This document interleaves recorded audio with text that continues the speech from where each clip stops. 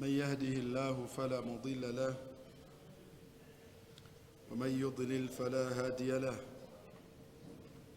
أشهد أن لا إله إلا الله ولي الصالحين، وأشهد أن محمدًا عبده ورسوله صلى الله عليه وعلى آله وصحابته وعلى كل من اهتدى بهديه واستنى بسنته إلى يوم الدين. أيها المسلمون، أوصي نفسي وأوصيكم بتقوى الله عز وجل. يقول تبارك وتعالى: يا أيها الذين آمنوا اتقوا الله حق تقاته ولا تموتن إلا وأنتم مسلمون. ويقول نبينا محمد صلى الله عليه وسلم: اتق الله حيثما كنت وأتبع السيئة الحسنة تمحها وخالق الناس بخلق حسن. ثم أما بعد، إن أصدق الحديث كتاب الله، وخير الهدي هدي محمد صلى الله عليه وسلم، وشر الأمور محدثاتها وكل محدثة بدعة وكل بدعة ضلالة وكل ضلالة في النار. أيها المسلمون والمسلمات، السلام عليكم ورحمة الله وبركاته.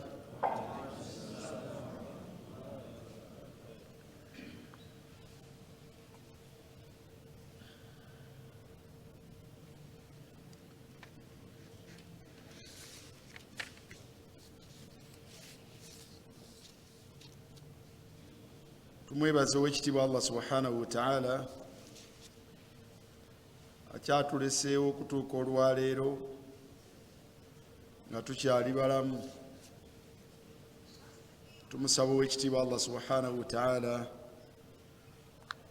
olubeerera okusaasira kwe n'emirembe gye ku mubaka we Muhammad sallallahu alayhi wa sallam, okutya Allah subhanahu wa ta'ala kwe kulimu obulungi obudde eri omuntu ku nsi ye ne ku nkomerero ye. Okugoberera sunna z'omubaka sallallahu alayhi wa sallama bwe buluŋŋamu obukira obuluŋŋamu bwonna, ate n'okugunja mu ddiini nabwo bubuze era kyabulabe, era omuntu bw'abanga takyewaze ayinza okukomekkereza ng'ali mu muliro gwa Allah subhanahu wa ta'ala. Na'udhu billahi minan nar. Mukkirize olwaleero tulabe obusonga bubiri buno, Allah atusobozese tubufundikire biidhnillahi tabaraka wa ta'ala. Akasonga akasooka twakomekkereza okulaba ennyumba y'omubaka sallallahu alayhi wa sallam, naye waliwo akasonga katono, ebintu omubaka sallallahu alayhi wa sallam byeyina mu maka ge. Ebintu omubaka sallallahu alayhi wa sallam byeyina mu maka ge, tetumanyi oba gweyiyo ennyumba mu butono bwayo n'obunene bwayo, oba omuzigo gwo tetumanyi oba olinamu ki. Obuliri bwo bufaanagana butya? Obuliri bwo bufaanagana butya? Ate otuula ku ki? Entebe zo zifaanagana zitya? Otuula ku ki?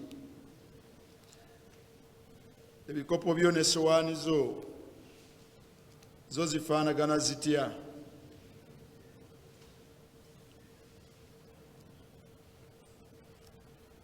Naye twagala okulaba omubaka sallallahu alayhi wa sallam ebibye byali bifaanagana bitya. Keberera Zukhruf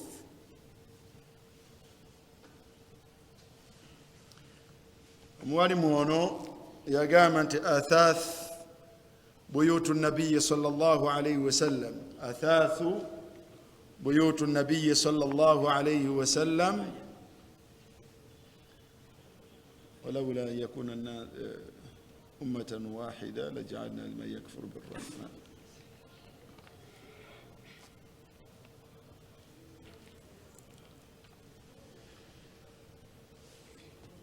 وبقى صلى الله عليه وسلم موالم وقامت بعد أن وصفنا هذه البيوت ولفنما لكتندلا نكراغا amaka g'omubaka sallallahu alayhi wasallama bwe gaali gafaanagana,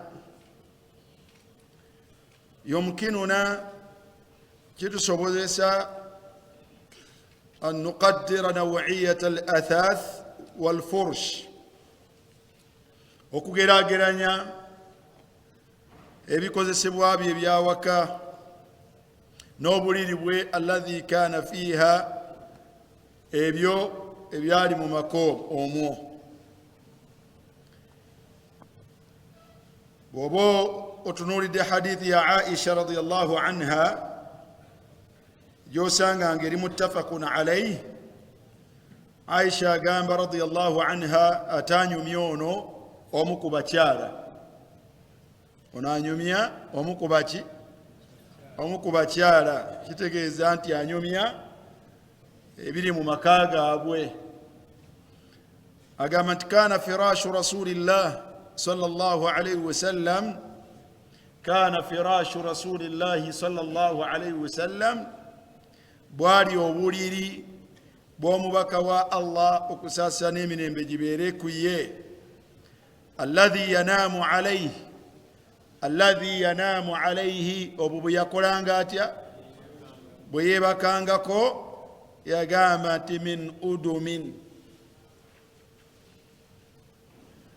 obuliri bw'omubaka sallallahu alayhi wasallama bwalinga bwakaliba, bwalinga bwa ddiba.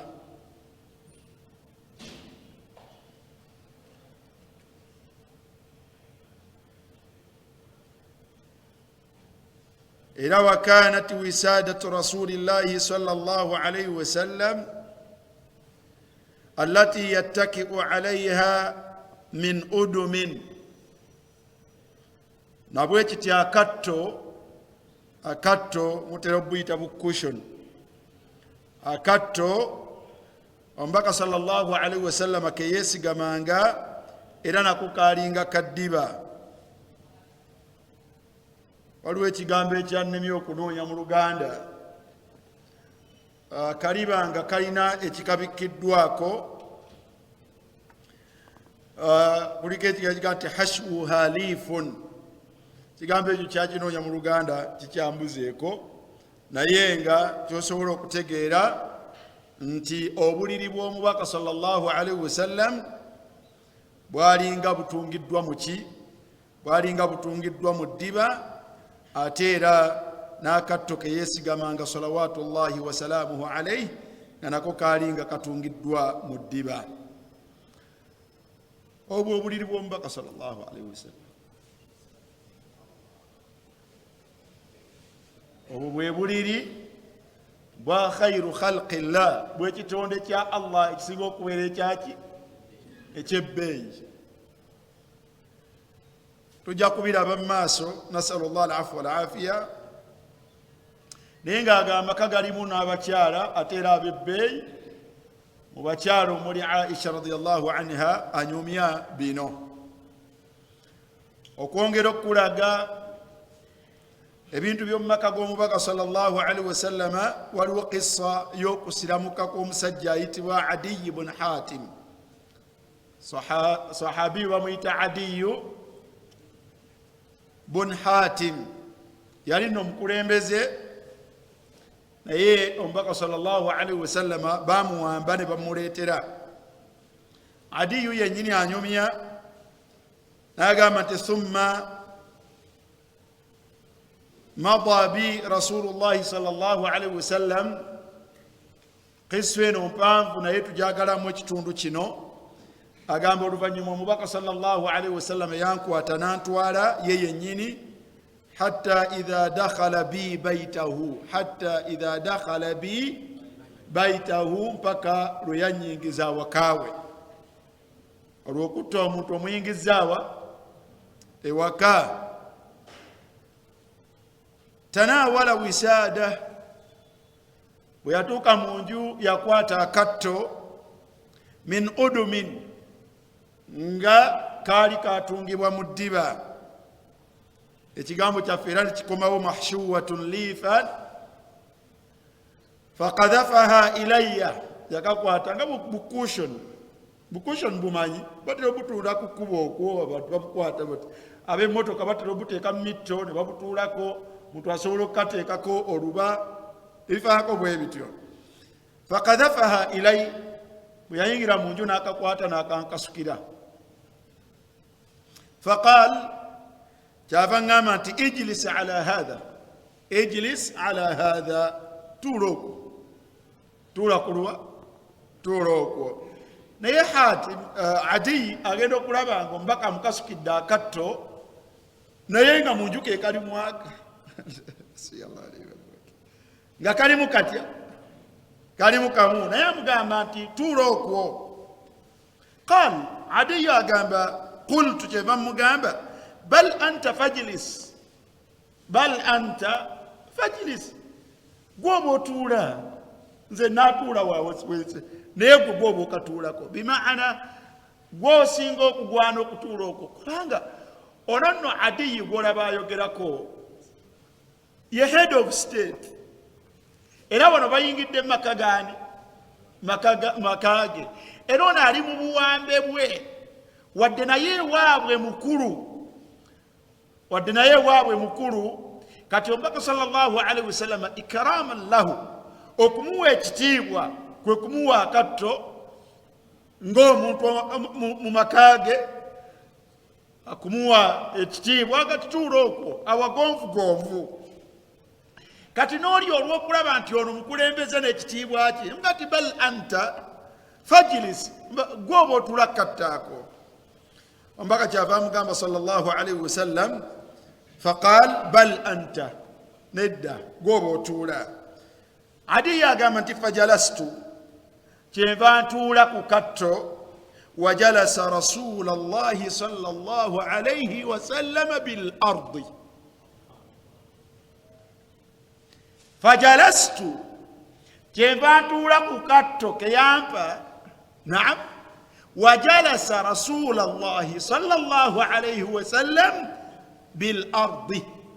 Omubaka sallallahu alaihi wasallam twali tulowooza nti banamuleeterayo akatta akalala oba mu nju mwekali, naye subhanallah tekaalimu. Era omubaka wa Allah okusasana emirembe gibeere ku ye, omugenyi we bwe yatuula ku katto, omubaka sallallahu alaihi wasallam n'atuula ku ttaka. Omubaka sallallahu alaihi wasallam fajalasa rasulallah, kwotinga ekigambo ekyo rasulallah, n'atuula omubaka wa Allah. N'olindira okunoonya waatudde n'aga nti bil ardi, n'atuula ku ttaka. Fa anta tastathqil, ekyewuunyisa ate gwe atali rasulallah, atali rasulallah, atali oba naani, toli oba naani, okaluubirizibwa mu makaago okutuula wansi. Era mu bikumazeeko emirembe we kubeera nti mu nju yo temuliimu ki, temuliimu ntebe kwositama waggulu, era owulira obulamu buggwawo. Nasalullah alafwa wal afiya, toyina ntebe,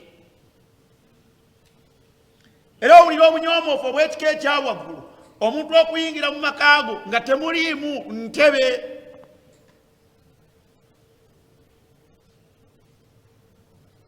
Kyali adi, kyali kya bulijjo omubaka wa Allah okusasana emirembe gibeere ku ye okutuula ku ttaka.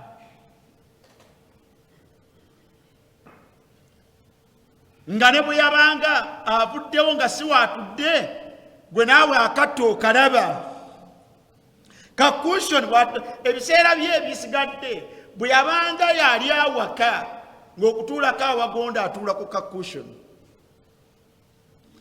Nzirayo okukugamba ti mu bintu bino byolaba ebitumalamu ebyoku nsi ebitufuukidde ekizibu, omuntu yenna bw'oba obifunye mu nfuna entuufu fil halal, mu ngeri entuufu, fabiha wa ni'ma, bikozese. Ofunye entebe mu bulungi mu halali, zikozese, walillahi alhamdu. Ekyokubi naye bw'oba tonnazifuna, tezikufuukira kizibu, kitwale nga kya bulijjo nti omuntu abeerawo nga talina naki, nga talina na ntebe.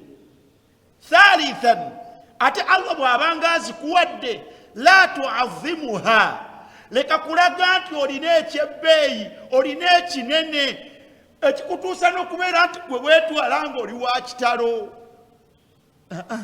Si binene bya bulijjo, si binene bya buti bya bulijjo, kamaliyat, tebiri mu asasiyat, temuli mu bino bye twogeraku, tebiri mu bintu ti omuntu bw'aba tabirina obulamu tali tewali abadan, la bal min alkamaliyat, bye bintu nga bwekibanga weekiri alhamdulillah, bwekiba tekiriiwo alhamdulillah. Allah bw'aliba akireese fabiha wa ni'ma, bw'aba tekireese ne bw'otuuka kufa nga tokifunye, la naqsa fiika, toli mu bukendeevu,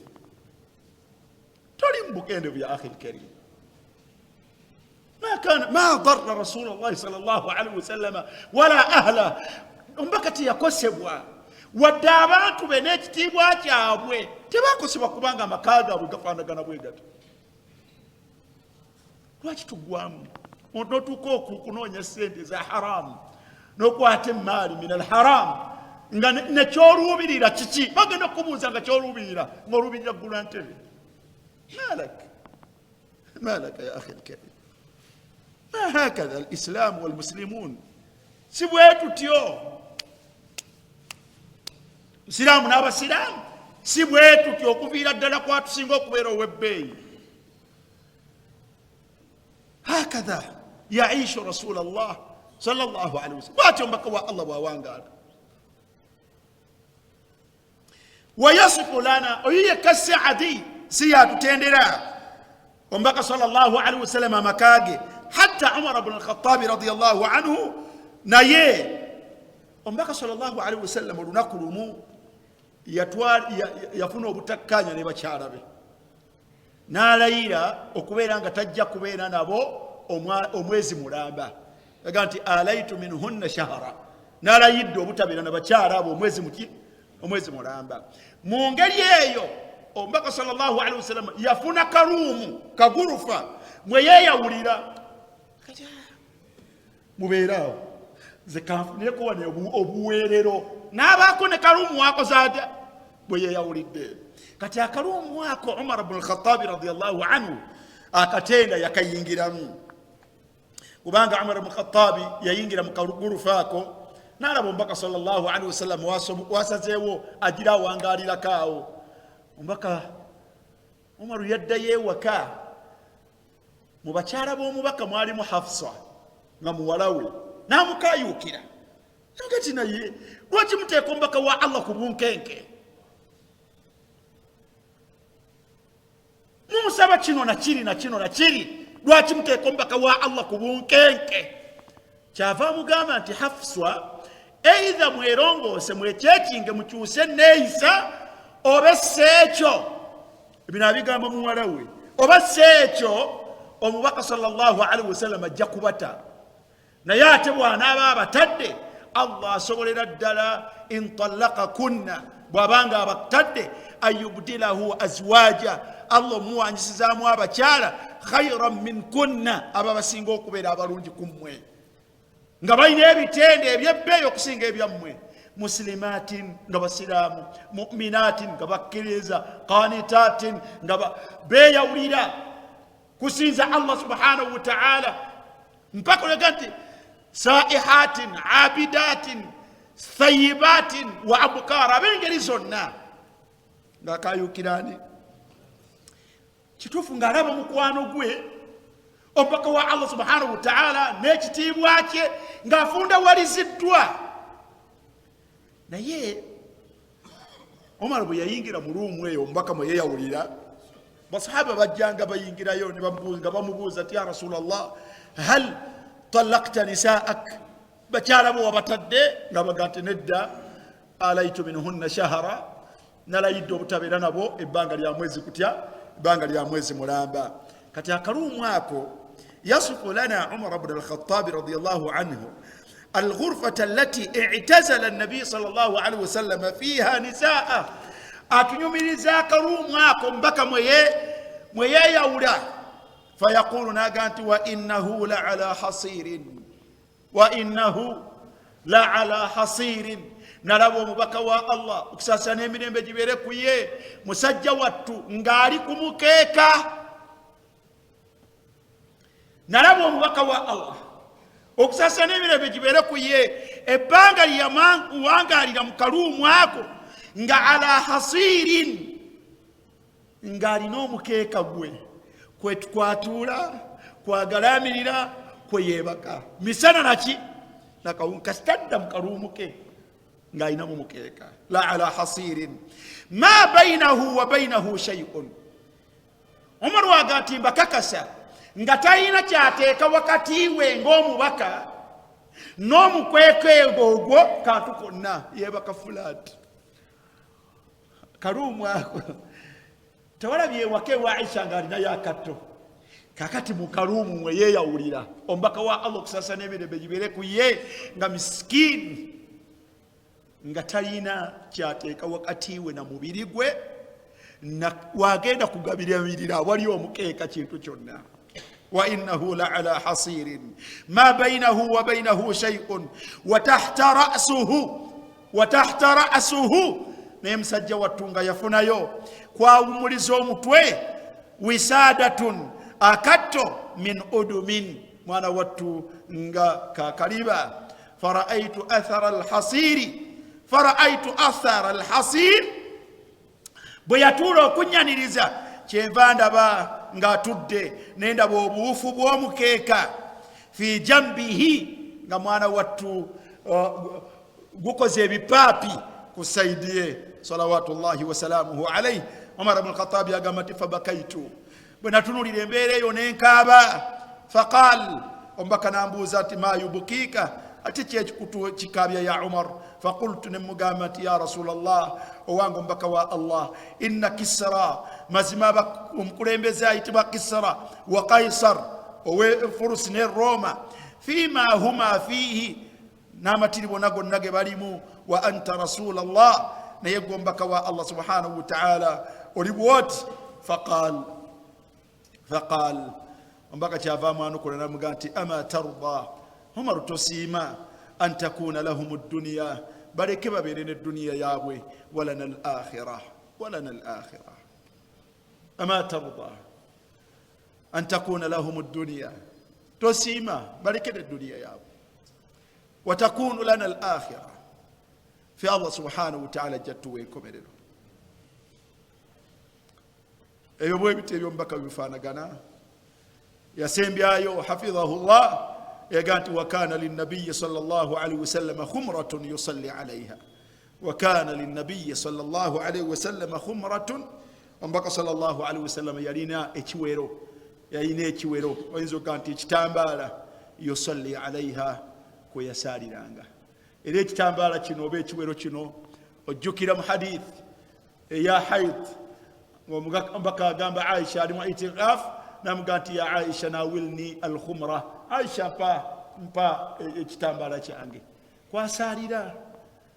kwasaalira salawatullahi wasalamuhu alaihi. naye osanga ffe abatalina nansonga n'olabanga olina omusaala okufaanagana guno gw'abaseviiri bajula bateera mu butto basaaliza okwo, naye nga Rasulallah mbaka wa Allah kusasa n'emirembe gibere ku ye bwe yateekanga ekyenyi kye ekyebbeeyi sallallahu alaihi wasallam yakiteekanga ku kitambaala.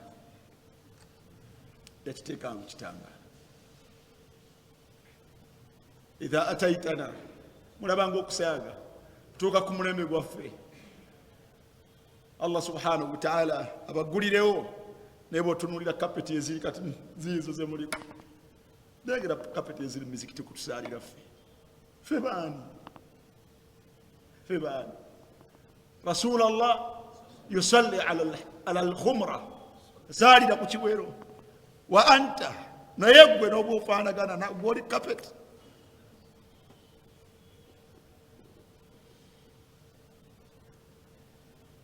emizikiti olwairo girimu carpet zawula byoya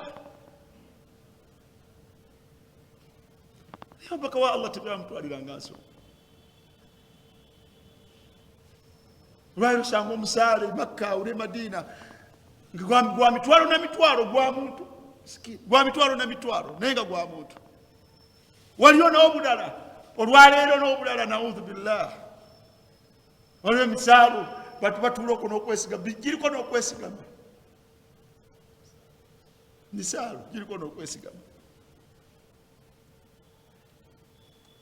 omubaka sallallahu alaihi wasallam obulamu bwattu yabutwalanga nga buli simple bwe butyo naye nga alina omukyala subhanallah alina abakyala era nga bawangaala mu mbeera efaanako bwetu tujja kukiraba mu kitabo ekijja istikmalan nga tujuliriza omwalimu ono yafundikira ebigambo bino nabino wammanga tugereko mu kitabo ekirala tilka ba'du malamihi sura limaishatihi sallallahu alaihi wasallam ebyo ebimu ku byoyinza okutunuulira bifaananyi bwe tuyinza okukubira kuyawangaala atya omubaka wa Allah okusaasira n'emirembe gibeere ku ye yagamba rahmatullahi alayhi yastati'u alqari omuntu yenna asoma bino n'abiwuliriza an yastakmila ma baqiya minha okujuliriza ebisigaddeyo ng'abifunye awalala naye awuliriza hujuratun ebisenge nga buli mukyala waalina kimu kimu wa buyutun n'amayumba fi ghayati albasata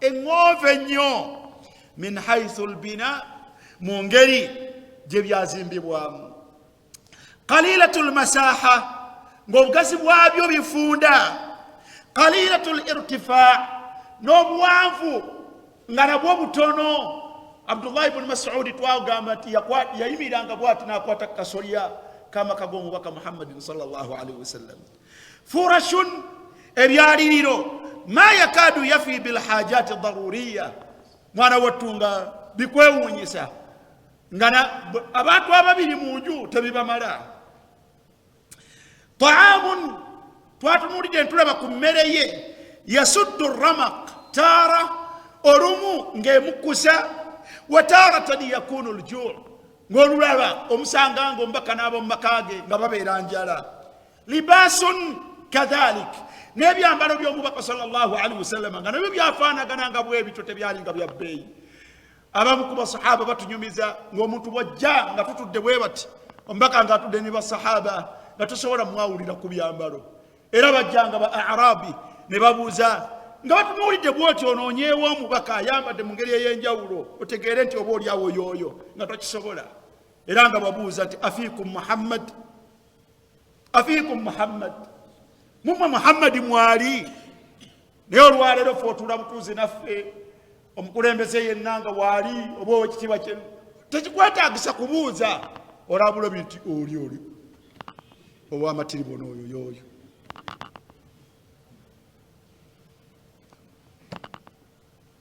naye tewasobolanga kwawula mubaka wa Allah ku banne ng'oyitidde mu byambalo abadan وهكذا بقية الوسائل في حياته في وضعها الصحيح n'ebintu ebisigadde notinga ekigambo kino n'ebintu ebisigadde twogedde ku byokulya ne twogera ku mmere ne twogera ku bikozesebwa eby'omunju buliri kwe tutuula twala tugende yaga nti hakadha baqiyatu alwasail n'ebintu ebisigadde fi hayatihi sallallahu alaihi wasallam mu bulamu bwe okusaasana emirembe gibeere ku ye fi wad'iha sahih byabeeranga mu kifo kyabyo ekituufu kifo ki walam tartaqi ebintu ebyo ebikozesebwa mu bulamu tebyava mu kifo kyabyo ne birinnya ddala litusbiha ghayatun, litusbiha ghayatun. Entebe, bikopo, simanyi buliri, simanyi byambalo, simanyi byakulya tebyava mu mbeera yaabyo kufuukanga byebiruubirirwa bwe bwongo bw'omuntu byebirowoozebwa nga ye ghayatul annabi sallallahu alaihi wasallam abadan. Ngaffe tekyaliyo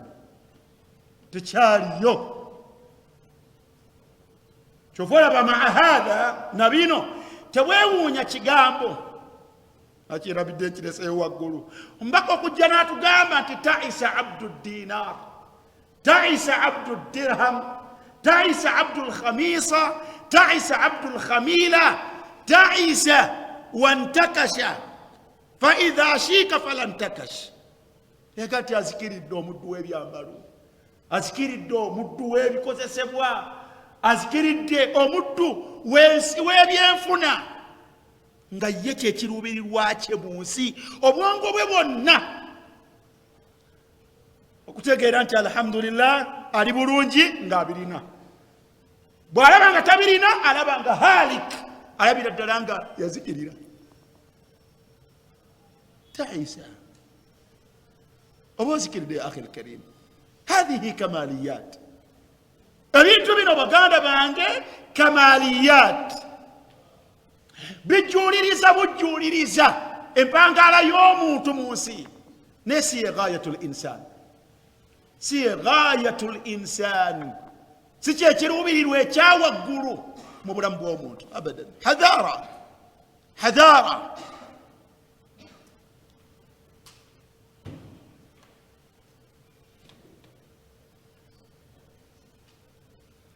Weewuunye walau arada, naye nga biri bwe bityo, naye senga nabbi sallallahu alaihi wasallam yayagala lakana lahu min ad-dunya ma sha, senga kyekyali ekiruubirirwa kye yalina obusobozi bwonna obibufuna. Allah yali asobola bimuwa, Allah yali asobola bimuwa. Waqad ra'ayna min karamihi, tekyewuunyisa ng'omubaka sallallahu alaihi wasallam twamulaba teyawangaala bw'atyo lwakuba yali talina, naye bw'otunuulira obugabi bwe, waqad ra'ayna min karamihi, bw'otunuulira obugabi bwe, annahu yu'ti ataan, wakati mu bwetaavu obwo nga naye olaba ng'omuki ng'omwetaavu, ate wamusanga ng'agaba olugaba man la yakhsha faaqa, ng'agaba olugaba olw'olutatya bwavu. Oyo afaanana bw'atyo, oyo abulwa ekyokulya, abantu be ne basiiba ne bamala omwezi mulamba nga tebakumye muliro waka, nga bali kuki, bali ku maun wa tamurun, naye ng'agaba olugabo lwewuunyisa. Bwe yafunanga akalungi teyasookanga keekuniza nako tikansooke mmala ebyetaago, teyasookanga malanga kujjuza waka. Kahaluna alyawm, nga bwe tufaanagana. Ekikulaga nti yalinako ekirala, yalinako kiki. Wa akhraja al-Bayhaqi min hadithi ya Aisha aganti dakhalat alayya imra'atun min al-ansar. Oluusi n'okubigaana wabimuwanga n'abigaana, oluusi wabimuwanga n'okubigaana n'abikola atya, n'abigaana ng'ojja n'amatiribo naago ojja weetise ng'ogamuwa n'akugobera gati tompa. Omukyalo omumba Ansari Aisha agamba yajja awaka fara'at firashu rasulillahi sallallahu alaihi wasallam, bwe yayingira awaka n'alaba obuliri bw'omubaka sallallahu alaihi wasallam. Naawe bwe walabye, naawe bw'otegeddeko era tobumanyi, kati weebuuza nti yatuuka atya mu kisenge, mukulu yali luumu emu. Mulusi gy'obitegedde, teweewuunya nti omugenyi n'atuuka awaka n'atuuka okulaba obuliri bw'omukulu. Bwe wayingiranga ewa Aisha nga luumu eri eki, buli kimu kyonna nga bw'otambuza amaaso bw'oti okiraba. Kati omukyala min al ansar ayingira mu maka g'omubaka sallallahu alaihi wasallam n'alaba ekikunta ekizingiddwa qatifatun muthannaya faba'athat ilayya bifirashin hashwuha as-suf bwe yafuluma mukazi wattu yali ayinamu n'agenda agula obuliri obuliko ekyoya obulabikako obuki obulungi kyava busindika ewa Aisha radiyallahu anha ombaka agenda okudda fadakhala alayya rasulullahi sallallahu alaihi wasallam faqal ombaka bwe yayingira nga akomyewo ewaka kyavaga nti ma hadha ya Aisha ate kino matiri bona ate gavuddewa qultu Aisha agamba nti ya rasulallah owange ombaka wa Allah fulanatu al-ansariya omukyala gundi mu ba ansari dakhalat yayingidde wano fara'at firashaka nalaba obuliri bwo faba'athat ilayya bihadha nabadde ndi awo ng'asindisa obuliri buno obitegeera nabadde ndi awo nga ndaba baleeta ki obuliri bwe nabuuza gati omukyala gundi abusindise ombaka akola atya yebakeka walungi faqal ombaka kyava agamba Aisha ruddihi ya Aisha ruddihi ya Aisha buzzeeyo Aisha bumuddize mugambe nti tweyanziza naye nedda katusigale tubadde tusula fa wallahi nkulayirira Allah subhanahu wa ta'ala law shi'tu senga nabyagala ebyo la ajra Allahu ma'iya jibala adh-dhahabi wal fidda senga bye byali nga kinoonya mu nsi muno Allah yandibadde nga nkulukusiza ensozi za feza ne gold nga mwana wattu nzirina nga nzikozesa kyenjagala bino si bwe bwetaavu bwange bino si bye bwetaavu bwange babizeeyo tusigale nga bwe tuli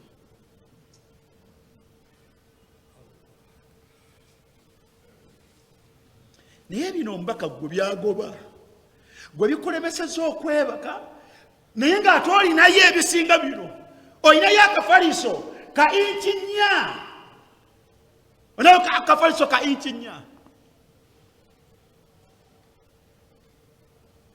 naye bakusanga weekubagiza ne mukyalawo nga era olaga nti mmwe musinga okubeera obubi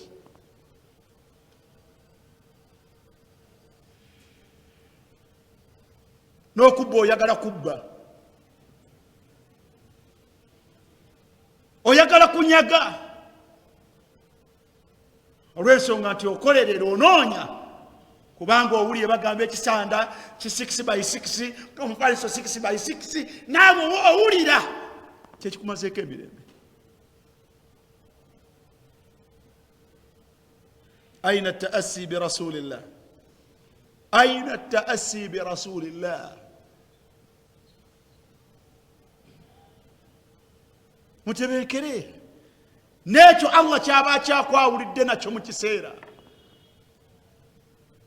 bw'obeerayo ekiseera nga Allah alina kyanaakuleetera ekisukka ku ekyo bwe kijjanga fil halal bwe kijjanga gy'oli nga kizze mu ngeri ntuufu kitwala okikozese wabihawa ni'ma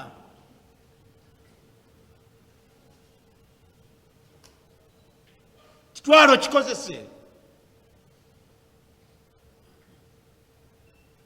newe kiba tekinnajja gy'oli bino tebitta maka omukyalo omusiraamu tagwana kubeera nti amaka gamulemye ng'olwokuba tebalina buliri bwa bbeeyi tebalina ntebe za bbeeyi tebalina kapeti za bbeeyi amaka g'abasiraamu tegafa lwa bino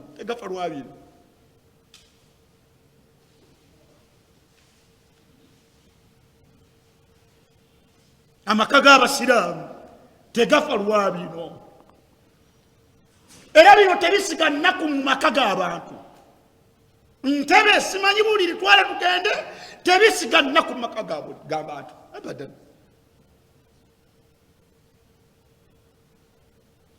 era omuntu tabiyimirirako ويتفاخر على الناس نيفula wekitalo napostinga olwokubanga abirina mu nju abadan adi bya bulijjo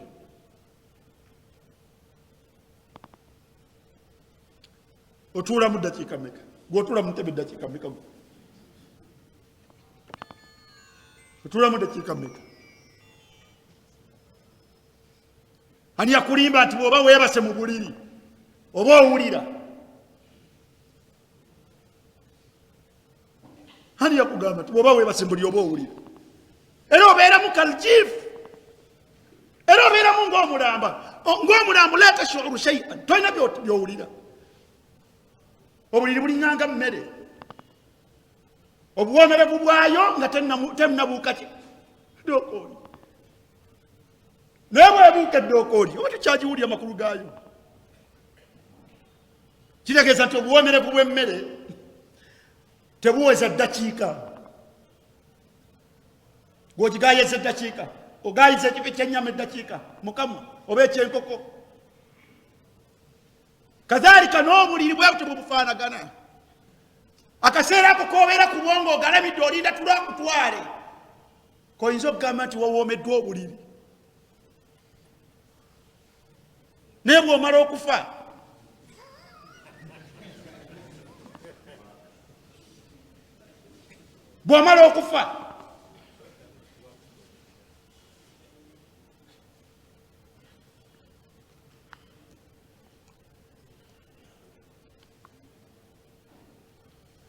إنه صلى الله عليه وسلم ومن ما تقانت مزيمة دارون بكوا الله كساسا نمين بيجبركوا يه بمسلكه هذا إن قال يهيو يوجه القلوب أبا دايركتينغ متما جابات وابسلام إلى حقائق الأشياء اليوم ينبوي بينتو ويفتح الأعين أقول ما سقابا تقربي litabsira gasobola okulaba endaba entuufu min khilali aishihi ng'ekyaki tukolako mu mpangaala ye al umur fi wad'iha sahih ng'atulaga ensonga n'ebintu mu mbeera yabyo entuufu etya wanahnu min Sa'id wanahnu ma'a Sa'id ibn al-Musayyib tunuulira Sa'id ibn al-Musayyib wa Abu Umama al-Bahili bun Sahal فيما ذهبا إليه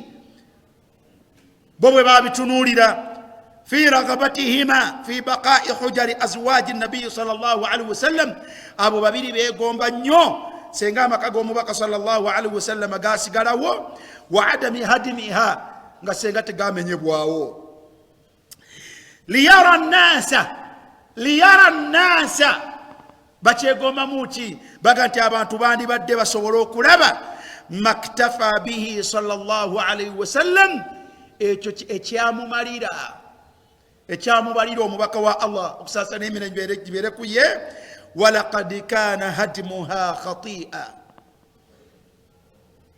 Allah tuwokutegeera bali mbagamba nti okumenyawo amaka g'omubaka kyali kyonoono ekyakolebwa minal Walid ekyakolebwa omukulembeze ayitibwa Walid lam yadri azmuha senga yamanyi obunene bwakyo teyandikikoze wa kana baqa'uha lilmuslimin ulira comparison okusigalawo kw'amakaago ag'omubaka sallallahu alaihi wasallama mu mbeera yaago kyali nga khayran kyekyali kisinga obulungi min tawsi'ati almasjid kuba bagamenyaawo kugaziya muzikiti bagamenyaawo amaka g'omubaka basobole okugaziya ati naye abo wali mu bano bagamba Sa'id ibn Musayyib ne Abu Umama bagamba nti kyali kyonoono ekyokubiri amakaago okusigalawo kwagwo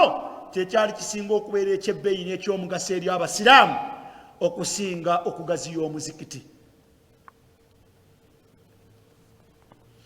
law adraka ma yaanihi baqa'uha senga Walid yamanya kitegeeza ki okusigalawo kw'amakaago bw'ova mu kitabo ekyo nojotunako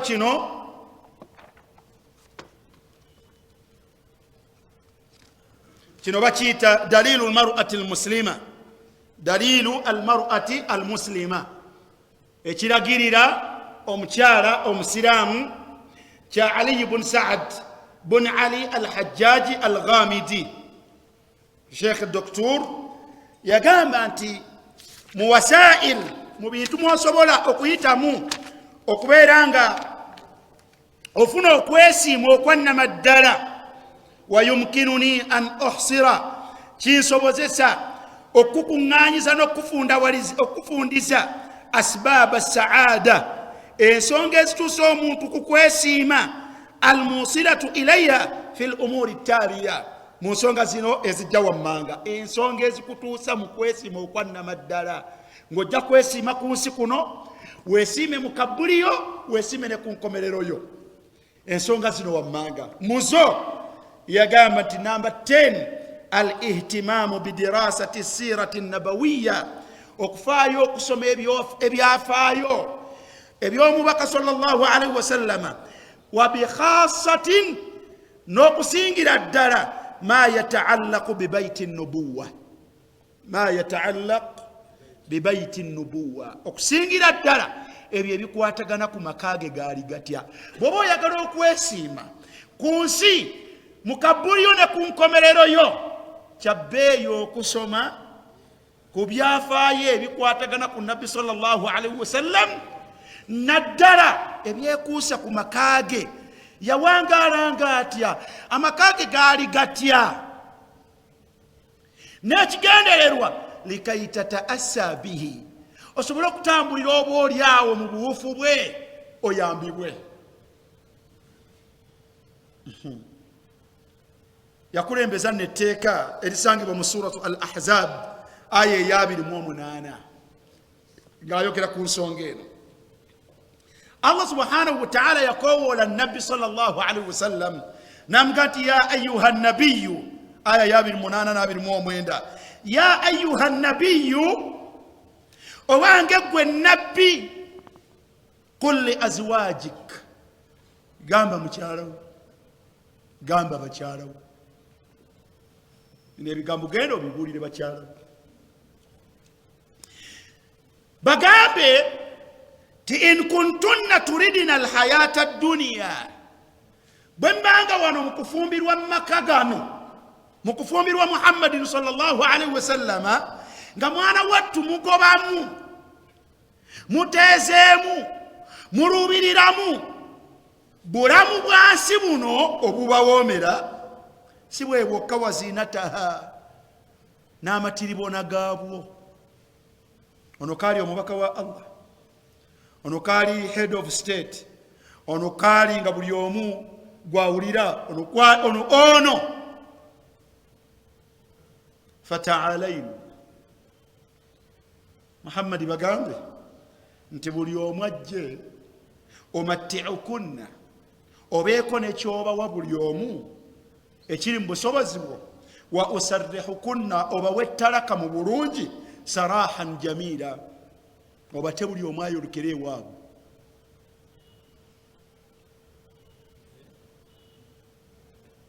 Muhammad yita bakyala bo batuuze, obawe basalewo, okusinziira ku buli omu kye yasinziirako okufumbirwa.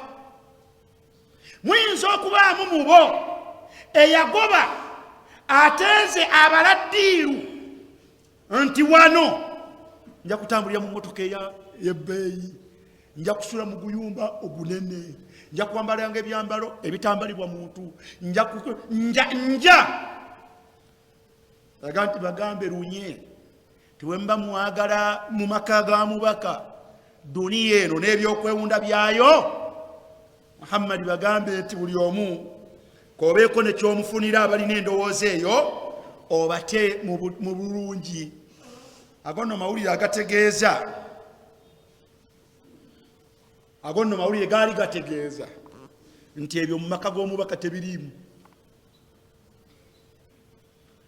Ago mawulire gaali gategeeza buli afumbirwe w'omubaka nti ebyo tebikola bitya teweerimba tomale obudde awo genda gye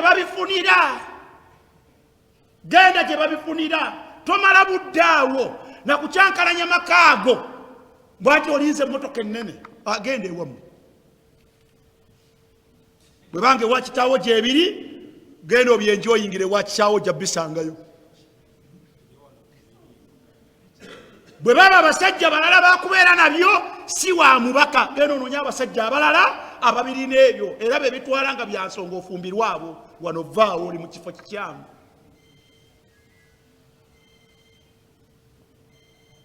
kiringanga bwonoogenda nosansira omukazi ateeze maka g'omuwalimu ali wa seviiri ali awo ateeze maka matiribona ateeze ebyambalo ateeze bufe gwe bafumanga ateeze ewa seviiri imaamu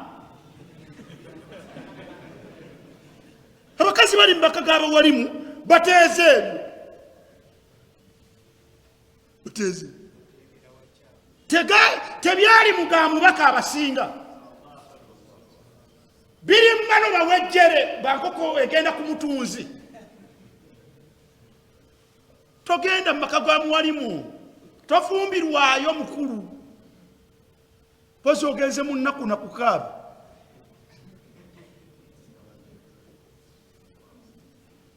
mugende mufumbire bantu ba bulijjo bano tebajja kuva mu mizikiti ku mizindaalo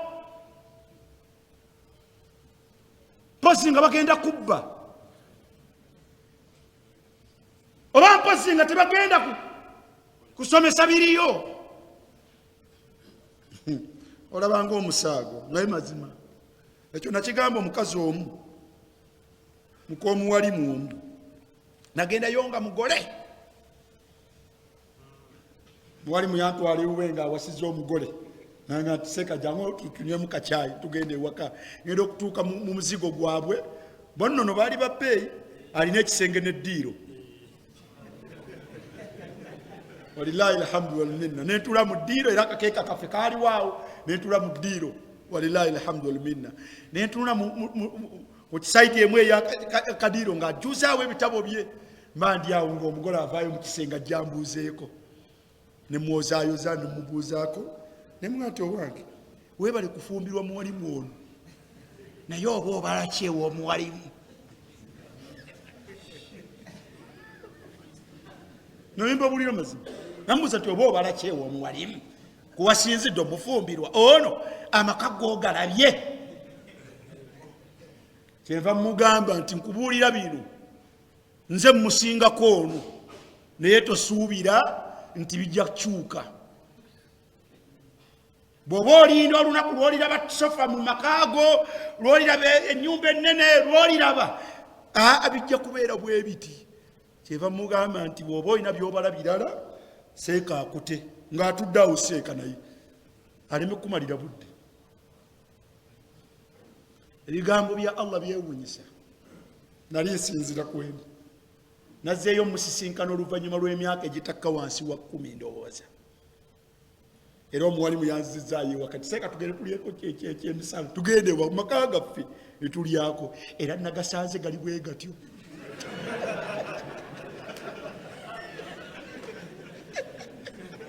alhamdulillah rabbil alamin naye Allah nasanze yakyusaamu kali kaali kapangise wanamusanze nga wawe naye era nga weewo wakiwalimu era munju ng'era kakeeka kaffe era tewaliwo kantu walilahi alhamdu walminna waliwo era tewaliwo kati tumaze okulya ebicepere byaffe ebyekiwalimu kyava yajja bambuuzeeko abantu bawaka alhamdulillah negati mashallah okyali maka gaffe nagati kyalimu endagaano yaffe okyagiriko nagati sheekh nkyaginywezezza saba Allah aginywereze endagaano akyagikoze atya endagaano akyaginywezezza naye nga alhamdulillah Allah sofa abagabiridde abaana kati baweze bameka 5 mu ndagaano eri nimugati yongera oginyweze yongero gikola otya yongero ginyweze. Allah bw'aba aleese ekitali ekyo fabiha wa ni'ma, bw'aba takireese tebenkera n'ekyo kyokola otya kyolimu.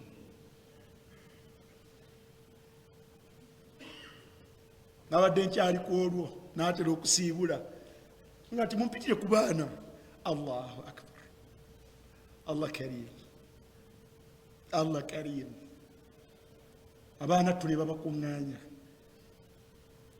kyenva mbubuuza bwe buti muli bameka? Seeka tuli 17. Mweyo efaanagana bwetyo ng'alina abaana 17 baaleleramu, naye nga kuliko ababe bameka, naye nga takomplaininga.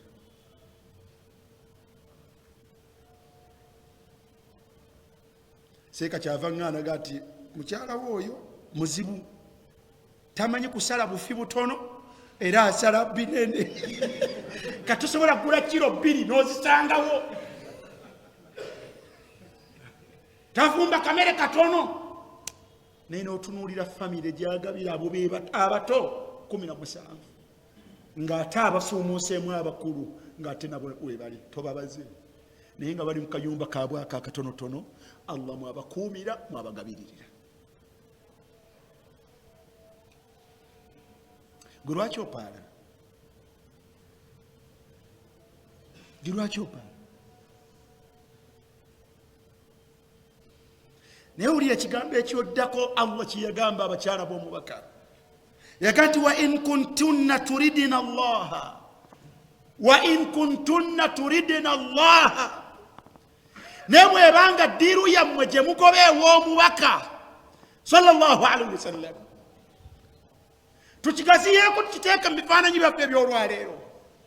Omukyala ali ew'omuwalimu, omukyala ali ew'omwami ewa imaamu, omukyala ali ew'omwaziinyi ateezeewo ki? Wa in kuntunna turidna Allaha. Bwe mbanga mugobawo nga munoonya Allah abasiime, mutuuse mutya ku kusiimibwa Allah subhanahu wa ta'ala? Wa in kuntunna turidna Allaha, si kyekyoka, wa rasulahu. Bwe mbanga mwagala mubaka wa Allah nga ye omuntu. Ekigambo ekiddakaawo kidene, yaga nti waddaara al-akhirata, waddaara al-akhira. Bwe kibanga mu makaago mwotudde ng'oggyeko Allah n'omubaka we, ng'onoonyaawo ofunyeewo otya enkomerero ennungi.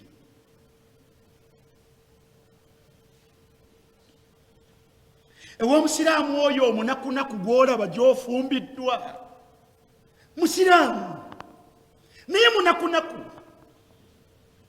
oyagalawo ki? Bw'obanga oyagalawo ddaara al-akhira, ngati bwe mukubeera kwange n'ono Allah ajja kumpa enkomero ennungi. Wa ddaara al-akhira bintu bimeka? In kuntunna turidna Allah. Bw'obeera ng'awo wooli mu makaago omukyala gwe atuwuliriza, ng'oyagalawo Allah kusiima na kubeera kwawo, wa rasulahu, ng'era omanyi nti ekyo omubaka kyayagala obeere, wa ddaara al-akhira, ng'olabawo nti awo osobola okufunawo enkomerero ennungi, ng'osobola okutuuka mu maaso ga Allah ng'akusiimye. Yagamba Allah nti fa inna Allaha, awatali kubuusabuusa, mazima Allah aadda, yabateekerateekera baani? Lilmuhsinaati minkunna. Quote that statement. Lilmuhsinaati minkunna.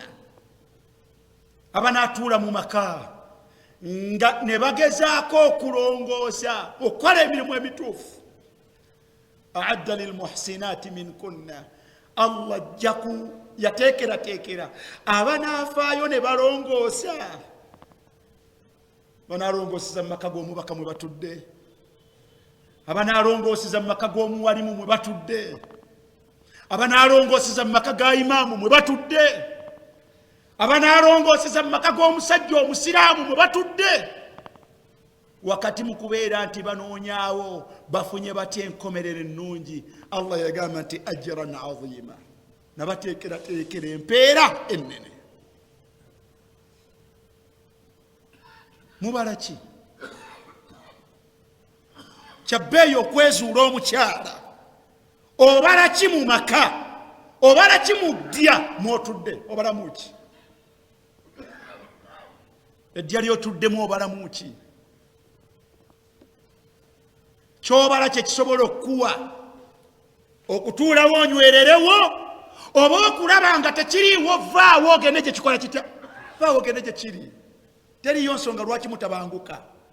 obutabanguka mu maka tebwetaagisa, naye kikutabangula kiki?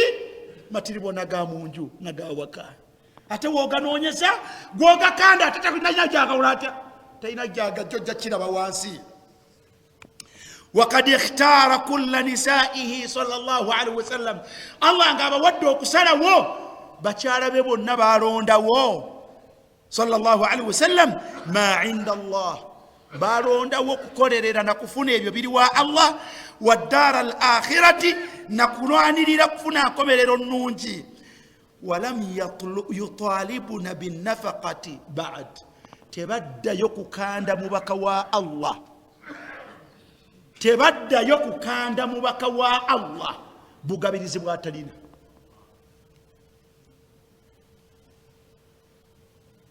tebaddayo kukanda mubaka wa Allah bugabirizi bwatalina.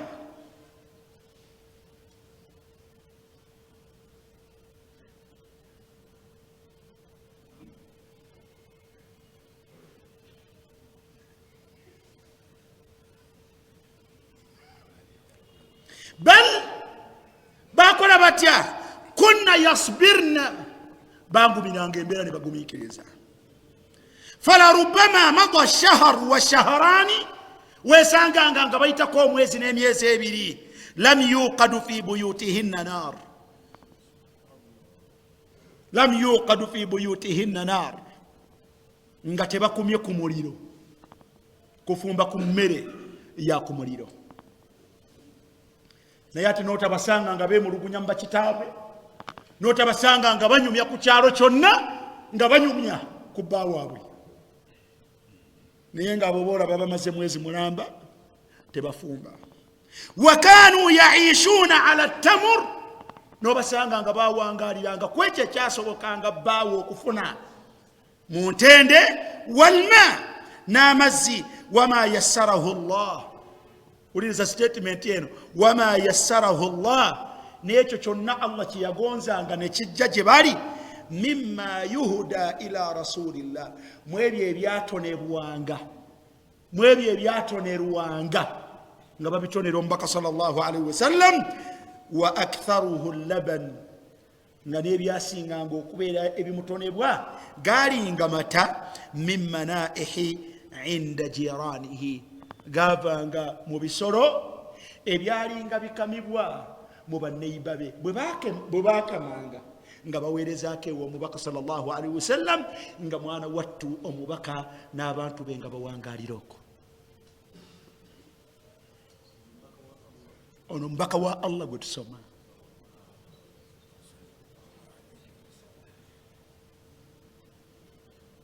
weewuunya omukyala ali waali ng'afunda walibwa n'okufunda walibwa, n'ekyo ekiweebwa omwami we nga bakimuwadde mikwano gye, nagati emmere yokukitwala ewa seviiri, n'osanga omukyala ng'atadde ku bunkeeke. omwami we yoyo gwalina imaamu muwalimu musiraamu mufuna mpola, nosika ti gwe balikuwa balikomyawo.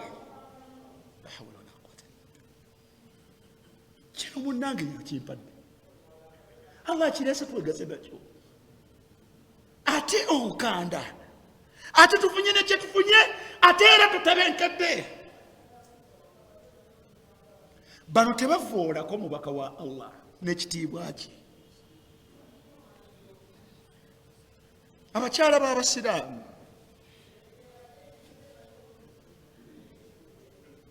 oyinza owuliriza omusango omusajja nga agumyegumyemu naye ng'ekizibu puresha eva mu mugongo eno mu makazi we, nga puresha eva mu mugongo eno mu mukazi we.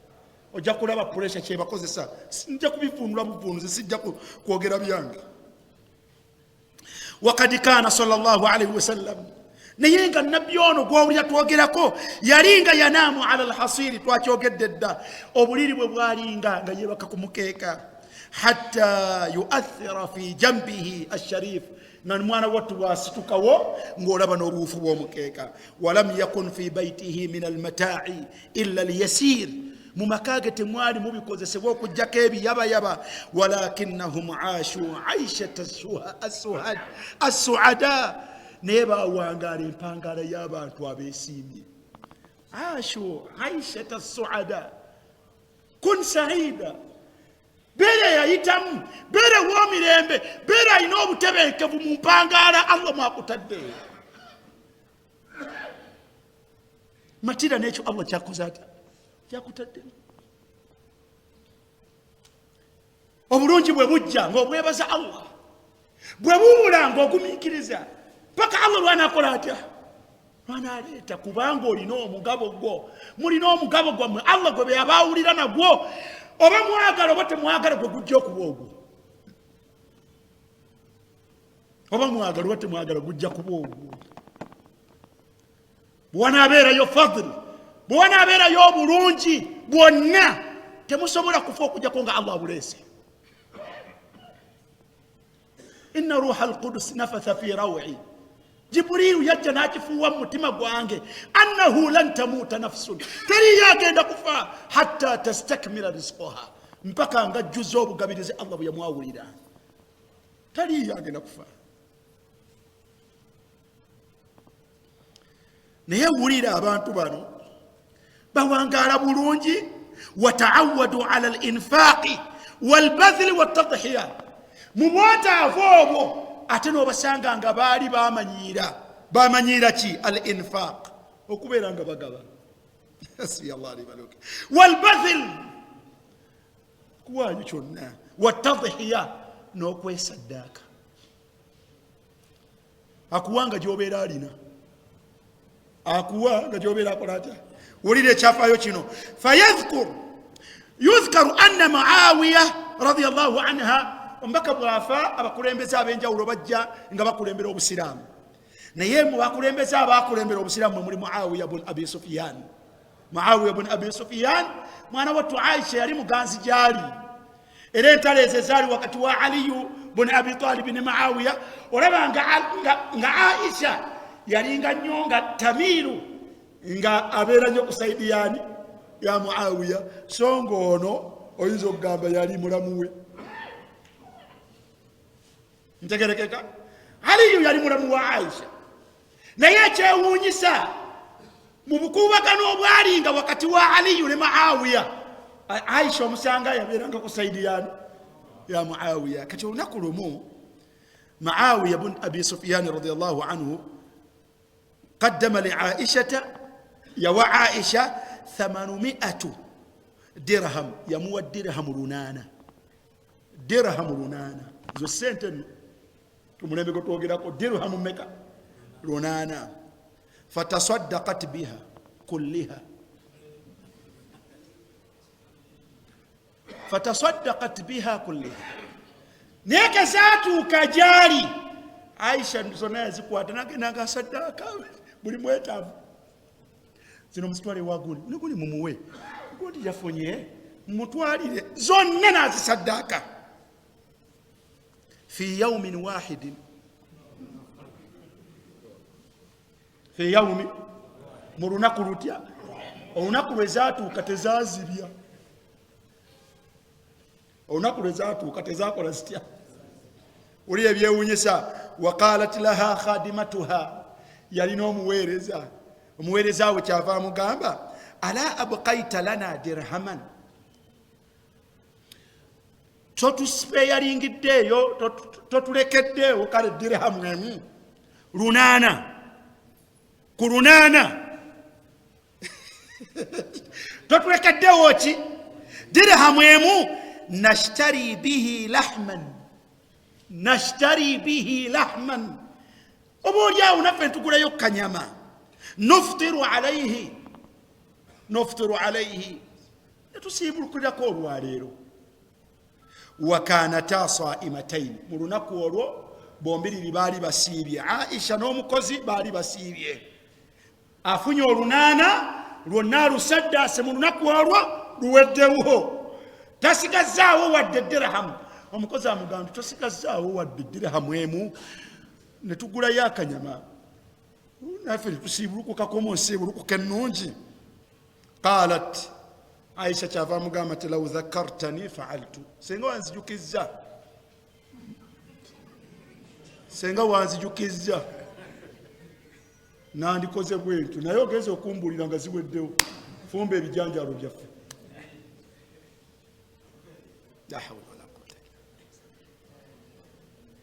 law dhakartani faaltu senga wanzijukizza nandigyeko dirhamu netukola lutya zibadde zaffe nandigyeko dirhamu netugulayo akanyama naye ogenza okwogera nga ziweddewo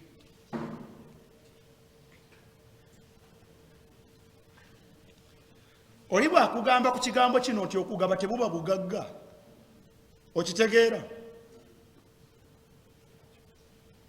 mulusi okugaba temuba buki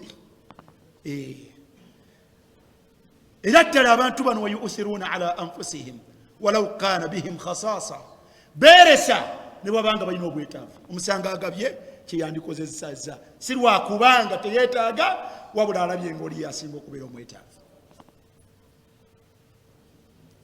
thaniyan si lwansonga ndala agati naye olunaana luno lwaki sirufunamu empeere wa Allah lwonna lugende webyobalanga ebinene balerera bwe batyo kul al-infaq wal-badl wat-tadhiya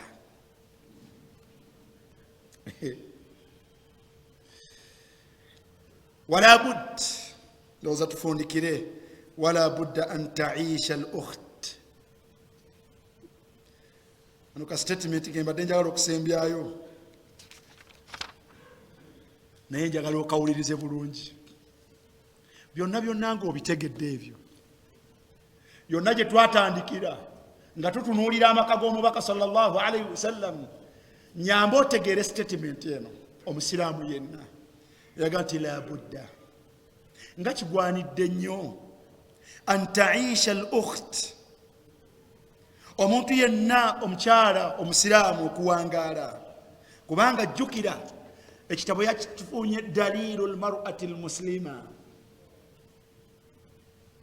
ekirambika omukyalo omusiraamu yandifaanaganya atya awangaala atya kyavaayo anokodde obubaka n'abeera nga tabuwadde muntu yenna naga nti kyabuvunaanyizibwa la budda kiteekeddwa an taisha al ukht mwannyinaffe yenna omusiraamu innama almu'minuna ikhwa kati bwabayita bannyina abatakoze kikyamu bannyinaffe abasiraamu bateekwa okuwangaala dakhila baiti nubuwa muteeka kuwangaalira munda mu maka g'omubaka muteekwa kuwangaalira munda mu maka gani g'omubaka njagala kulayirira ku kituuti kino nti nze Umar n'obuyinike bwe nali mpiseemu tebusembererangako n'akamu n'akeddagala buyinike bwa mubaka sallallahu alaihi wasallam nyinza n'okulayirira nti naawe andaba naawe tobuwangalirangamu abakyala abali mu maka gaffe abasiraamu wallahi alladhi la ilaha ghayru n'obutagumiikiriza bwammwe temuwangalirangako mu buyinike buno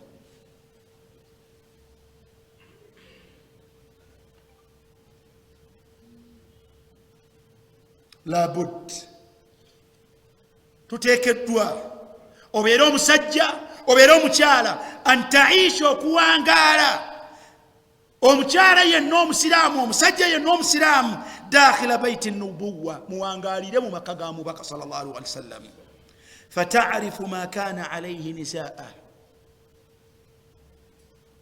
omukyalo omusiraamu faayo obuvunaanyizibwa omanye baali ku mbeera ki bakyala b'omubaka sallallahu alaihi wasallam. eyo batunuzaayo bakyala, abaana baffe ab'obuwala, bakyala baffe, bannyinaffe, mumanye bakyala bannabbi sallallahu alaihi wasallam bawangaala batya mu maka gaabwe. ng'era bwe ŋŋamba abasajja nti labudda kibagwanira okubeera nga taishuun muwangaalireko mu maka g'omubaka sallallahu alaihi wasallam, mumanye mufune ekifaananyi nabbi yennyini yawangaala atya mu maka ge. abakyala bafuna ekyokulabirako ku bakyala, n'abaami bafuna ekyokulabirako ku mwami. min atawadu'i, abantu bano betwogerako bawangaalira mu mbeera ey'obukakkamu. atawadu'u bwetoowaze, walafaaf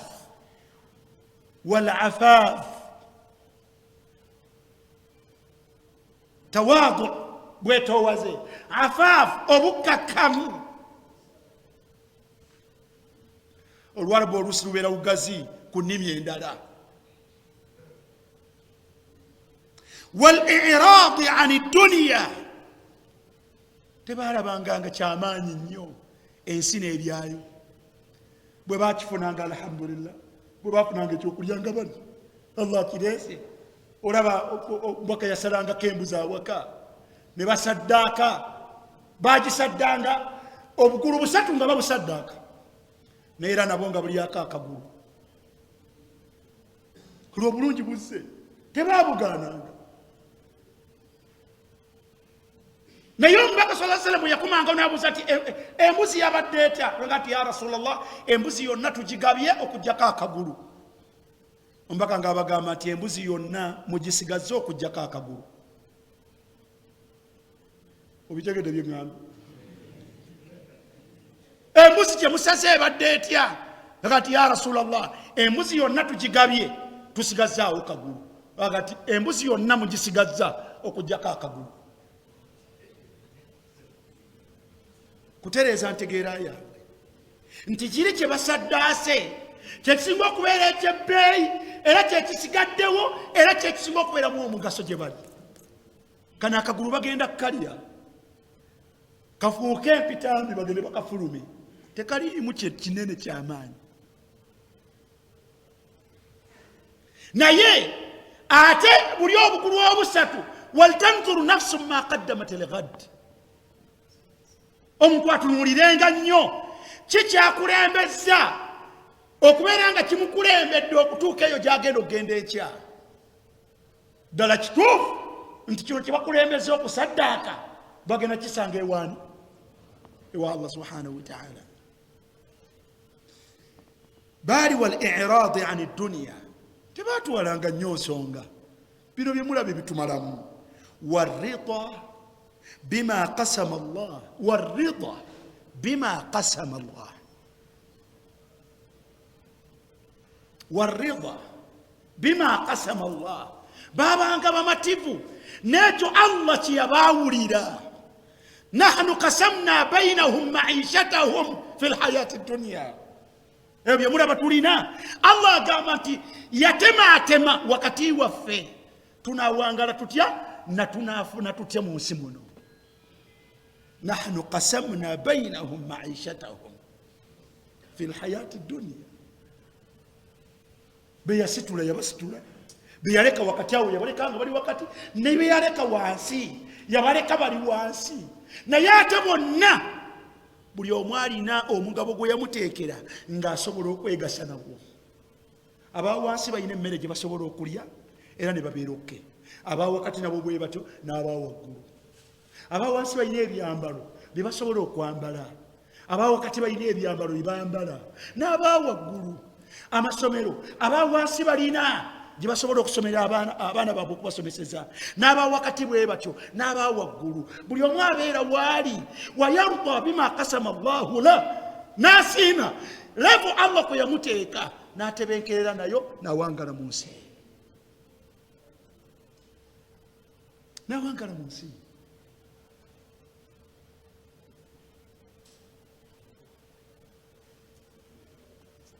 Warida bima kasama Allahu, n'okusiima Allah yabateekululira kisofa nti wano Allah wakyatutadde, akyatutadde mwezi gufa byawa neema. Allah akyatuwezi gusasula, masha Allah. Katubeere wano bwe tulibeerayo katunoonye mu halaali. Allah bw'aliba wakutugulirawo bugenda kukeera ku makya nga naffe tufunyeeyo akapoloti, nga naffe tufunyeeyo emizigo ebiri. Bw'aliba wakutugasiiriza kusukkaawo, sallallahu min fadlihi, obulungi bwa Allah mubusabe ye. Bw'aliba wabagasiiriza kusukkaawo we muli, ajja bagasiiriza. Wasalullaha min fadlihi, musabe Allah mu bulungi bwe. Mukwate amakuba amatuufu mu kubunoonya, mukwate amakuba amatuufu mu kubunoonya obulungi bwe mu ngeri yaabwo. وعدم إيذاء الزوج، وعدم إيذاء الزوج، وعدم إيذاء الزوج. Tewaliyo nsonga lwaki omukyala anakuwaza n'anyiiza bba mu mbeera eyo Allah mwakyabatadde n'amunyiiza atya. Wal ikthari alayhi, n'okumuyitirizaako min at-talabat, mu byamusaba. Tegeera levo Allah kwakyabatadde. Gw'osaba olunaku, gw'osaba olugoye olwa buli mukolo, temuli ku levo eyo. La hawla wala quwwata illa billah. Tabiri wananga nti bano si basajja. Basajja bagulira bakyala baabwe engoye buli mukolo. Gw'oli musajja ki?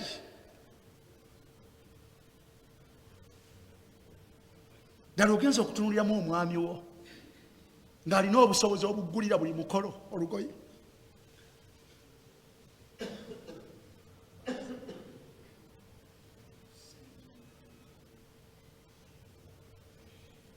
Omwami wo gw'oteekako talabaati, by'omusaba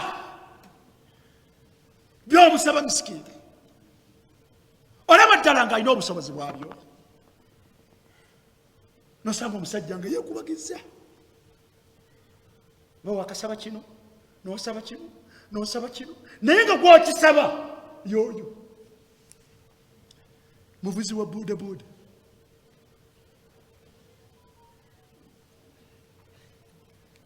Muvuzi wa bodaboda, kuza bodaboda kwalina okusevinga ez'omuzigo mumusula, kwalina okusevinga ze munaayambala, kwalina okusevinga ez'abaana abasatu bemuweerera, kwalina okusevinga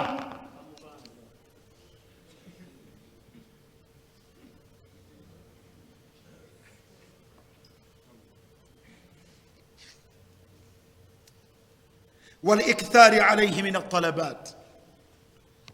Kyabuvunanyizibwa.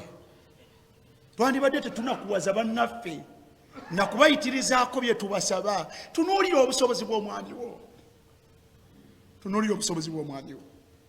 Allati turhiqu kahila, oyinza okuba nga gw'obikanda mukadde, myaka gigenderedde, n'obulwadde mulwadde seviiri.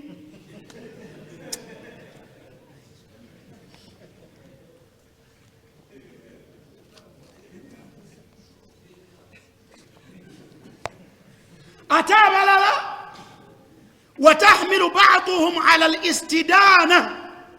Waliyo omuntu awandiika ebintu noga nti oba wawane waffe. Watahmilu ba'duhum ala al-istidana, osanga abantu beewola amabanja naye nga bageeboola lw'abakazi be babasaba. Agenda okulaba nga either okudda ewaka ng'akifunye ati lisika ly'ebbanja, naye wiiki namba teyeebaka tulo seviiri, nakusaba sente z'ebizigo byenviiri mpaka olwali ennaku 5 munange nja kuleeta olukoma wenkya seviiri sente z'ebizigo n'olwaliro ziganye puresa neyeyongera waite ennaku 3 ng'olya seviiri ali ku ttaka mulwadde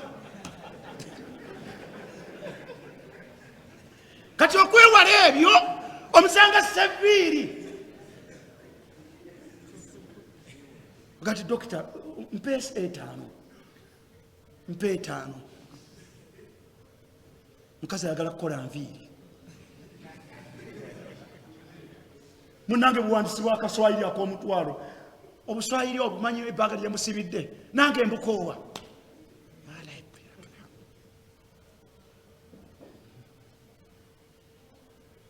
watahmilu lbadu abalala tebeewola bwewozi tebakoma kwewola wabula ebyo bye basabibwa basajja baddu wakati mutalina busobozi watahmilu lbadu lakhar ala likhtilasi waldhulm abalala basanga babbi ali mu dduuka lya muntu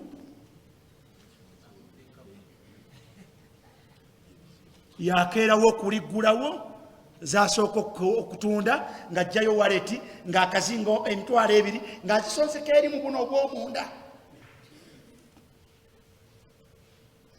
abbira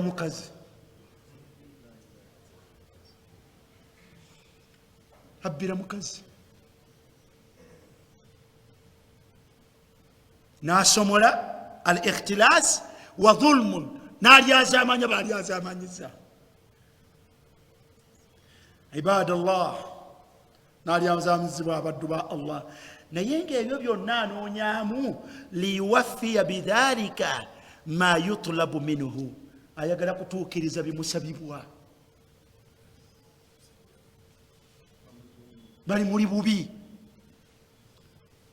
omukasajja gw'okanda okusenguka mu muzigo gwe mulimu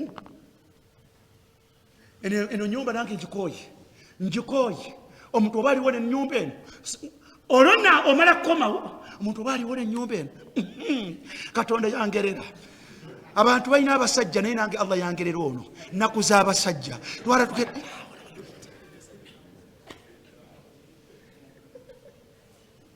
sanga musajja wattu afubutuse mu ya2 ng'agenze mu ya3 yeewoze naye nga mu ya3 mwe mulaga mulibaayo mu ya3 gye mulaga mulibaayo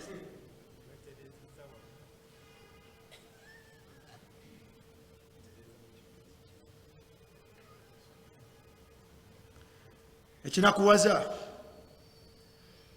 jangu seviiri olabikuwa lwaliro wekwesyewa toleeta katebe jangu tumaliriza ojja kweraliikiriza abantu gwe mulwadde wakad aghraqa nnaas abantu babbinkidde wakad aghraqa nnaasu abantu amazzi gabali mu bulago fi talabi lkamaliyat naye nga nunange nekibaziyiza ki kunoonya ebyo ebijuuliriza obujuuliriza kamaliyat wa asrafu fi lmubahat ne batuuka okudiibuuda mu ebyo ebikkirizibwa okukozesebwa wa asrafu fi lmubahat ila haddi taraf wassarifu ne batuuka okwonoona bantu batuusa okuzimba amayumba ge batalinako bwetaavu abantu baguza ebidduka bye batalinako bwetaavu abantu balina engoye ze batalinako bwetaavu abantu balina naye nga qala Allahu taala ngati Allah yaga nti wakulu ebyokulya washrabu ebyokunywa naye kati wala tusrifu mulye byakigero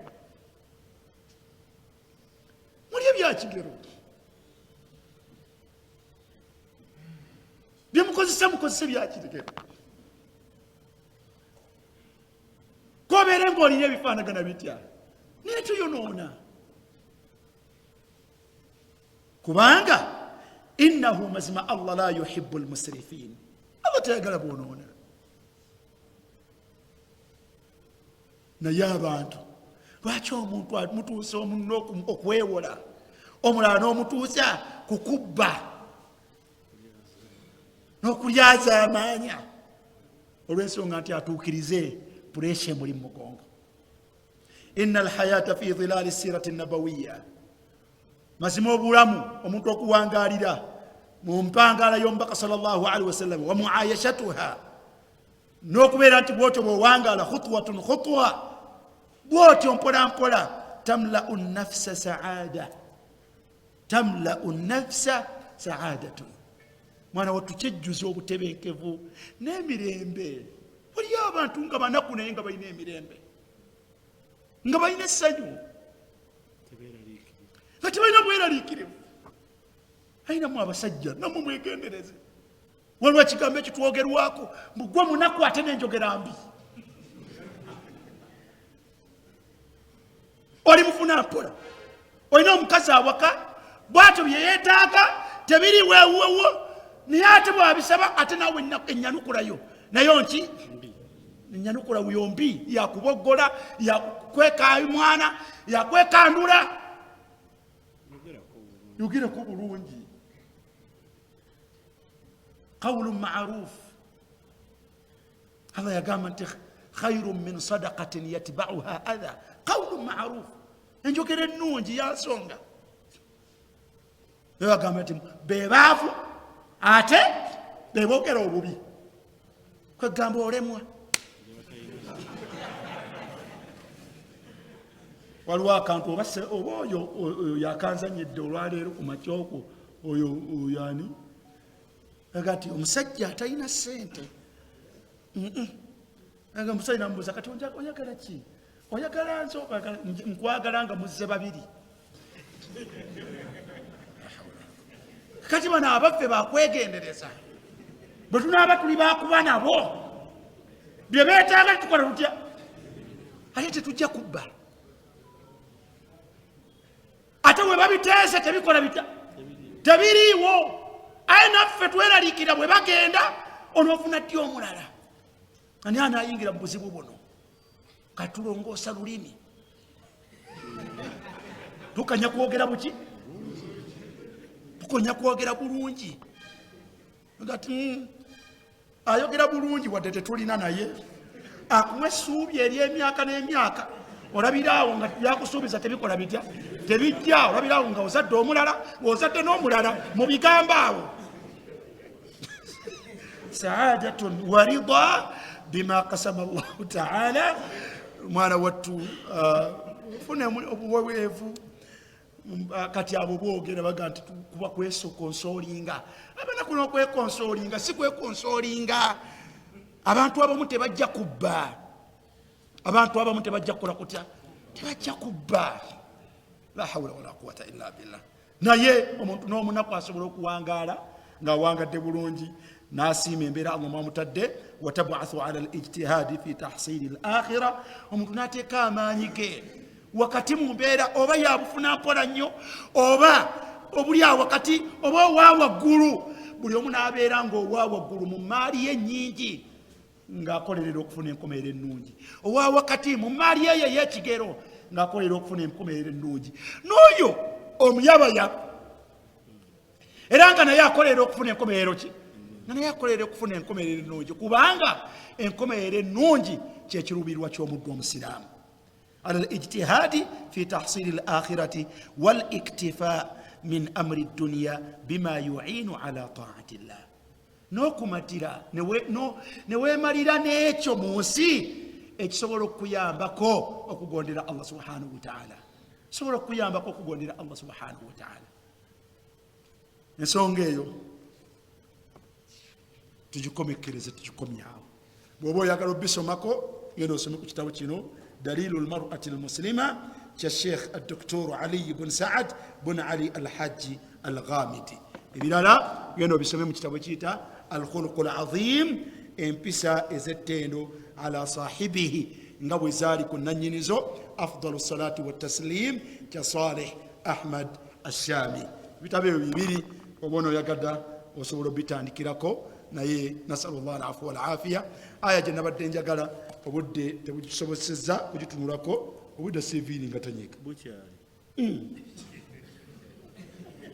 obwedda seviiri asirise. Aya mu suratu Zukhruf mwana wattu tetugitusomye.